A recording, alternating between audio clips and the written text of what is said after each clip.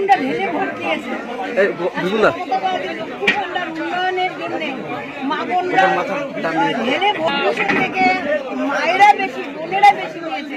সেই জায়গা থেকে আমি বলবো যে প্রত্যেকটা মা যারা আছে তাদের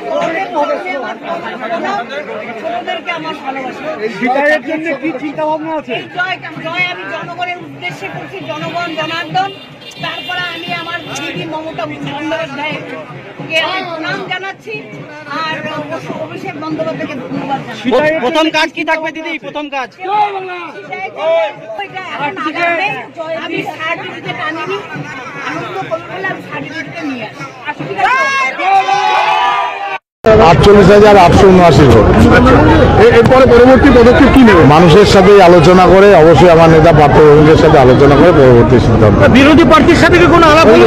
হ্যাঁ হ্যাঁ, তার সাথে দেখা হলো, তার সাথে আমার দেখা হলো, তার সাথে করমর্দন করলাম এবং সে আজকে নয়াডি মানুষ যে তাকে ঘোল খাইয়ে দিয়েছে, সে বাড়িতে যে বললাম সারাটা দিন রেস্ট নাও, এত ঘোল খেয়েছে তাকে তো হজম করতে হবে, সারাটা দিন রেস্ট নিতে হবে।